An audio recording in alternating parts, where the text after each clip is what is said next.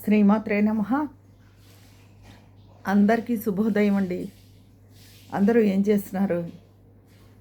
నిన్న నేను చెప్పిన టాపిక్కి చాలామంది కనెక్ట్ అయ్యారు. అవును, నిజం మీరు చెప్పింది అని వాళ్ళ అనుభవాలు కూడా చెప్పారు. చాలా సంతోషం.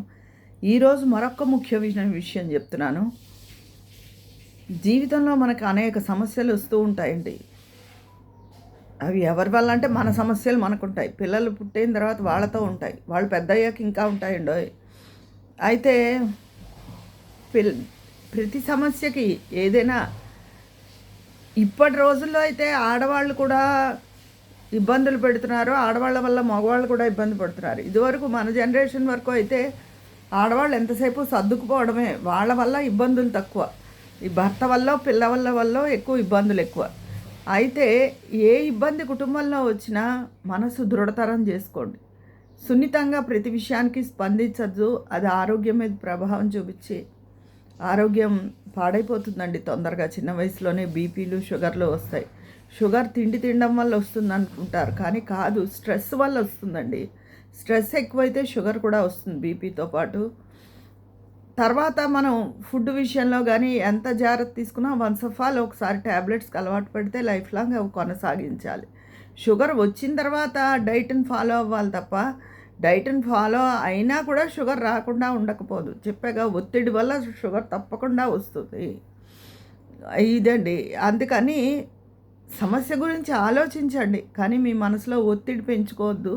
ఎందుకంటే నేను చాలా చిన్న వయసులోనే, నాకు 38 ఏళ్ల వయసులోనే నాకు బీపీ వచ్చింది. అప్పటి నుంచి నేను ట్యాబ్లెట్స్ వాడుతున్నాను. ఇంచుమించు 20 ఏళ్ల నుంచి వాడుతున్నాను. ఇప్పుడు 58, నాకు 58 ఏళ్ళు, 59వ ఏడు కూడా వస్తుంది రేపు నవంబర్ వస్తే. అయితే ఇన్నేళ్ళు నుంచి నేను ట్యాబ్లెట్లు వాడుతున్నాను అంటే అవి సైడ్ ఎఫెక్ట్స్ వస్తాయి. మన కాళ్ళ నరాల మీద అవి దెబ్బ చూపిస్తాయి. మొదట్లో కొంతే ఉన్న బీపీ రాను అది డబల్ డోస్లా మారింది. పొద్దున్న వేసుకునే పవరు, నేను రాత్రి వేసుకునే పవరు కూడా ఎక్కువే. 2 ట్యాబ్లెట్స్ వాడతాను బీపీకి. ఎందుకు? ప్రతి విషయాన్ని సున్నితంగా తీసుకుని బాధపడడం వల్ల. అంటే నాకు జరిగిన ఎదురు దెబ్బలు కూడా కొన్ని ఒకానొక టైంలో ఎక్కువే, కానీ వాటిల్ని కూడా ధైర్యం అనే ధైర్యలక్ష్మిని మనలో ఆవాహన చేసుకుని ధైర్యంగా ఉండాలి. అయ్యో అయ్యో అయ్యో అని ఆందోళన చెందితే పాడైపోయేది ఆరోగ్యమే. తర్వాత మన పరిస్థితులు బాగుపడ్డా ఆరోగ్యం మాత్రం తిరిగి రాదండి. ఆరోగ్యమే మహాభాగ్యం. అది ఫస్ట్. మనం తిన్న ఆహారం అరగడం, ఆరోగ్యం, కంటి నిండా నిద్రపోవడం, ఈ రెండింటిని మించిన ఆరోగ్యం ఏదీ లేదండి. ఇవి ప్రతి మనిషికి ఎంతో ముఖ్యమైన విషయాలు. అలాగే అందరూ కూడా ఒత్తిడిని మనసు మీద పెంచుకోవద్దు. సమస్యలు అలా వస్తూ ఉంటాయి, కుటుంబం అన్నాక వెళ్తూ ఉంటాయి. బయట వాళ్ళతో కూడా అక్కర్లేని సమస్యలు వస్తాయి.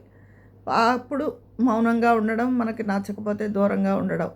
ఇంట్లో సమస్యలు మాత్రం రకరకాలుగా ఉండొచ్చు. ఆర్థిక నష్టాలు అయి ఉండొచ్చు, పిల్లల మాట వినకపోవచ్చు, లేకపోతే వాళ్ళకి ఇంకా వివాహాలు అవ్వలేదని అని ఉండొచ్చు, ఉద్యోగంలో మగపిల్లలు సరైన సెటిల్మెంట్ రాలేదని, ఎన్ని విషయాలకైనా బాధలు ఉండొచ్చు. మనం మంచిగా చదివించి ఒక ఉద్యోగం వచ్చేలా వాళ్ళు కూడా పాపం కష్టపడతారు, వస్తుంది. కానీ ఇప్పుడు చూడండి, ఎంతమంది సాఫ్ట్వేర్ ఇంజనీర్లు ఎంత చదువుకున్నా ఏం చేసినా ఉద్యోగాలన్నీ తీసి పడేస్తున్నారు. మొన్న కోట్లలో 1.5 కోటి 2 కోట్ల దాకా కొనుక్కున్న ఇళ్ళు హైదరాబాద్లో 60 లక్షలకి 70 లక్షలకి అమ్మేస్తున్నారు, ఈఎంఐలు కట్టలేక అని. ఈ మధ్య 90,000 ఉద్యోగాలు అవి కూడా తీశారుగా చాలా కంపెనీల్లో అన్న విషయాన్ని చదివి విని నాకు చాలా బాధ కలిగిందండి. ఎందుకు ఇంకా పిల్లలు ఇంత కష్టపడి చదవడం ఎందుకు? వాళ్ళు మెరిట్ స్టూడెంట్లు అయ్యుండి వాళ్ళ ఉద్యోగాలు అలా పోతూ ఉంటే, గవర్నమెంట్ ఉద్యోగాల విరివిగా ఏం పడిపోతున్నాయి? ఏవో బ్యాంకు పడతాయి, అవి కొంతమందికే వస్తాయి, అందరికీ ఏమీ రావు. మిగతా గవర్నమెంట్ ఉద్యోగాలు ఏమున్నాయండి అసలు? ఇంకా పిల్లలు ఎలా చదువుతారు? ఏం చదవాలి వాళ్ళు? ఇంత కష్టపడి బీటెక్లు ఎంటెక్లు అవన్నీ చేయడం ఎందుకు? వాళ్ళు ఫారెన్ వెళ్తున్నారు, అక్కడ మనశ్శాంతి ఏం వాళ్ళకు ఉండడం లేదు. ఇది ఆ ప్రభావం కూడా తల్లిదండ్రుల మీద ఉంటుంది. అయ్యో పిల్లలు ఇలా బాధపడుతున్నారు అని. అందుకే నేను ఎప్పుడూ చెప్తా, ఈఎంఐలు ఉచ్చులో చిక్కుకోకండి. మీకు ఇల్లు లేకపోయినా పర్వాలేదు, తల్లిదండ్రులు వాళ్ళ తదనంతరం ఎంతో కొంత ఆస్తి మీకు ఇస్తారుగా.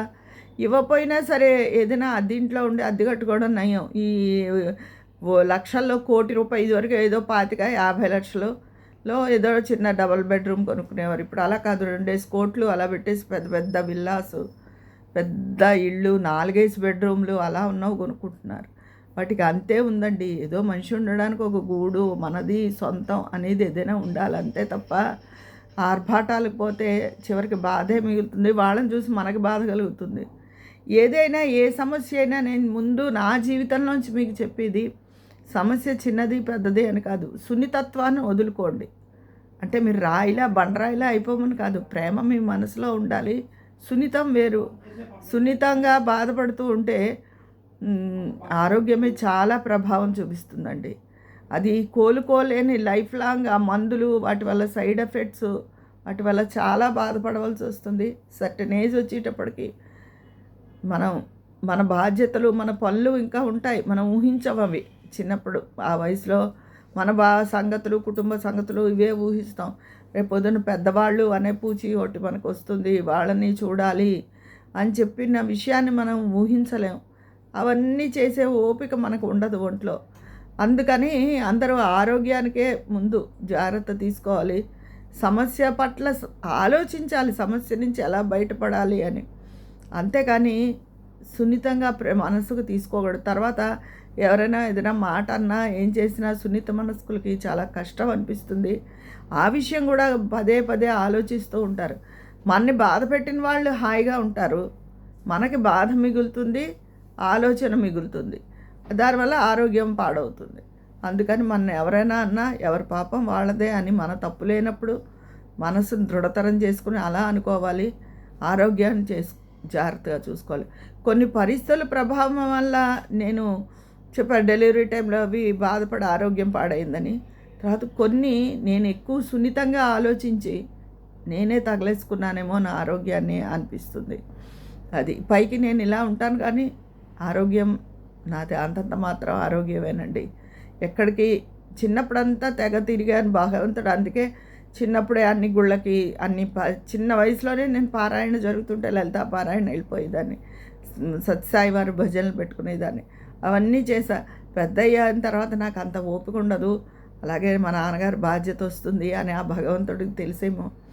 అది అందుకని అప్పుడు నేనేనా అలా తిరిగాను, నేనేనా అంత ఫాస్ట్గా అంత స్పీడ్గా ఉండేదాన్ని అనిపిస్తుంది. ఇప్పుడు కూడా నా పనిలో ఏమీ స్పీడ్నెస్ తగ్గలేదు. కాకపోతే బయట ఎక్కువ వెళ్ళిపోయి ఎక్కువసేపు నుండి కానీ గంటల తరబడి క్యూల్లో గుళ్ళో కానీ ఎక్కువ వెళ్ళడానికి, పెద్ద తిరుపతి వెళ్ళాలని ఉంటుందండి మనసులో. కానీ అక్కడ ఎంత కాస్ట్లీ టికెట్ తీసుకున్నా కొంతసేపైనా మనం వెయిట్ చేయాలి. తర్వాత మా చిన్నబ్బాయి అంటాడు, అమ్మ కొన్ని లైన్లు ఒక్కసారి వదులుతారు, అప్పుడు ఏమాత్రం ఇలా నేను తోసినా టచ్ చేసినా నువ్వు తట్టుకోలేవు, పడిపోతావు మమ్మీ అన్నారు. వాళ్ళు ఈ మధ్య వెళ్ళారు. పిల్లలు వెళ్తూ ఉంటారనుకోండి అని. అందుకని వెంకటేశ్వర స్వామిని అనుకుంటారు, తండ్రి నీ దగ్గరకు వచ్చే శక్తి లేకుండా చేసావా అని బాధ కూడా కలుగుతుందండి నాకు. చాలా ఒక్కొక్కసారి కళ్ళనీళ్ళు వస్తాయి. అలాగా ఓపిక పోయింది ఒంట్లో. నాకన్నా పెద్దవాళ్ళు బోళ్ళు తిరిగేస్తున్నారు, వాళ్ళు తిరుగుతున్నారని నాకు కాదు, కానీ అలా తిరిగే శక్తి పోయింది కదా. ఎందుకు? నేను అతిగా ఆలోచించి ప్రతి సమస్య పట్ల అతిగా స్పందించడం వల్ల. అదేనా మనుషులందరూ మనసును దృఢతరం చేసుకోండి. అంత ఆలోచనలు పెట్టుకోవద్దు, ఆరోగ్యాన్ని పాడు చేసుకోవద్దు. ఒక్కసారి మనం చేయి జారిందా ఆరోగ్యం, అది అలా మందుల మీదే మన జీవితం కొనసాగుతుంది. అది ఇంట్లో పనులు చేసుకోగలుగుతాం కానీ అక్కడికి ఇక్కడికి అన్ని చోట్లకి అంత అలా తిరిగేయలేము. ఇప్పుడు తిరుగుదామన్నా పోనీ అలాగా ఓపిక చేసి తిరుగుదామన్నా మా నాన్నగారి బాధ్యత ఉంది. తల్లిదండ్రుల బాధ్యతగా చూడడం అదే అన్ని పూజల కన్నా గొప్పదని మన మనసుకి నచ్చ చెప్పుకుని అలా ఉండడమే తప్ప ఎక్కడికి వెళ్ళడం అయితే తక్కువ. అది అందుకే ఎందుకు ఇవన్నీ సున్నితత్వం మనసుకు ఎక్కువ పెట్టేసుకుని ఆలోచించేయడం వల్ల మన బాధ పెట్టిన వాళ్ళు ఎప్పుడూ బాగానే ఉంటారు. అది జ్ఞాపకం ఉంచుకోండి. సున్నితంగా ఏ విషయం ఆలోచించద్దు. ఎవరి పట్లైనా సరే అతి ప్రేమ వద్దు. పిల్లల పట్లైనా సరే, పిల్లలు పుట్టారు, వాళ్ళని జాగ్రత్తగా పెంచాం, పెద్ద చేసాం, వాళ్ళకి రెక్కలు వచ్చేదాకా చూసాం, వివాహాలు చేసాం. ఇంకా మీదు మిక్కిలి వాళ్ళ జీవితాల్లోకి మనం ప్రవేశించి వాళ్ళవన్నీ మనం ఆవాహన చేసుకుని బాధపడడం అనవసరం. ఎందుకంటే ఎవరి కర్మను బట్టి, ఎవరి జీవిత జాతకాలు బట్టి, ఆ కుటుంబంలో వాళ్ళ పిల్లలవి, భార్యవి అన్నీ ఈ 3 అన్నీ కలిసినవి బట్టే వాళ్ళ జీవితాలు ఆధారపడి ఉంటాయి. మనం చేయవలసింది చేయడం అంతే. మిగతా ప్రేక్షకురాల్లా అలా చూస్తూ ఉండడం. అందుకని ఆరోగ్యాన్ని మాత్రం ఎవ్వరూ పాడు చేసుకోవద్దు. పెద్దవాళ్ళు కూడా చాలా విసిగిస్తారు. విసిగించి మా అమ్మగారు పోయి 6 ఏళ్ళు దాటిపోయింది. దగ్గర 7 ఏళ్ళు అవుతుంది ఈ సంవత్సరానికి. ఈ 7 ఏళ్ళు అనేది ఒక మనిషి జీవితంలో చాలా ముఖ్యమైన కాలం. ఈ 7 ఏళ్ళు నేను ఎక్కడికి కదలకుండా లేకుండా అయిపోయింది మా నాన్నగారి వల్ల. ఆయన మీద నిందేయట్లేదు. చిన్నప్పుడు వాళ్ళు మనం చూశారు, పెద్దయ్యాక మనం చూడవలసిన పూచి మనది అని. బాధ్యత నుంచి తప్పించుకున్న వాళ్ళు హాయిగా ఉంటారు.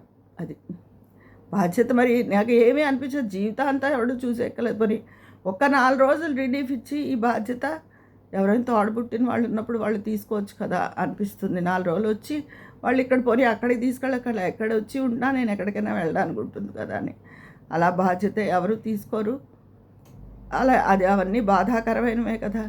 ఇవన్నీ ఒకప్పుడు ఎక్కువ ఆలోచించేదాన్ని, ఈ మధ్య మానేశాను. ఎందుకంటే నా ఆరోగ్యం మీద చాలా ప్రభావం చూపించడం వల్ల. అందుకని నా జీవితంలోంచి మీ అందరికీ చెప్పేది, అతి ఆలోచన వద్దు, అది ఆరోగ్యాన్ని దెబ్బతీస్తుంది. ఇది కూడా నేను నేర్చుకున్న జీవితంలోంచి గుణపాఠమే మీ అందరికీ తెలియజేస్తున్నాను. ఎందుకంటే అందరూ బాగుండాలి, మన వాళ్ళందరూ బాగుండాలి. ఎవరైనా ఒకళ్ళు మనం చెప్తేనే మనకి ఏదైనా కొన్ని మనకు తెలుసు అనుకుంటాం. కానీ ఇంకోళ్ళు చెప్పినప్పుడు నేను ఎప్పుడూ ఎవరైనా మాట ఏదైనా చెప్తే కొట్టిపాడేనండి, ఓహో అని నేను అందులోంచి నేర్చుకుందుకు ప్రయత్నిస్తాను. అలా మన వాళ్ళలో ఎవరైనా నేర్చుకునే వాళ్ళు ఉంటే నేర్చుకుంటారని చెప్తున్నాను. రాతి గుండెలే అయిపోవద్దు, మీ మనసులో ప్రేమనే ఉంచుకోండి. కానీ సున్నితత్వం వేరు, ప్రేమ వేరు. ఆ సున్నితత్వాన్ని వదిలేసుకోండి. ఆ రోజే జీవితం సజావుగా సాగుతుంది. మనం ఉన్ననాళ్ళు మనం తిరుగుతూ మన జీవితాన్ని కొనసాగించాలి కదా, మనకొచ్చి ఎవరు చేసేస్తారు. అందుకని అది జ్ఞాపకం ఉంచుకోండి. అందరూ ఆరోగ్యం జాగ్రత్తగా చూసుకోండి. సున్నితత్వం వద్దు, ప్రేమను ఉంచుకోండి తప్ప. ఇది ఈరోజు నేను మీ అందరికీ చెప్పే విషయం. మరొక్క నా జీవితంలోంచి మీకు గుణపాఠం. ఉంటాను మరి. మీ అభిప్రాయాలు కామెంట్ బాక్స్లో చెప్పండి, అక్కడ మాట్లాడుకుందామా. మీ స్నేహితురాలు విజయ పన్నాల.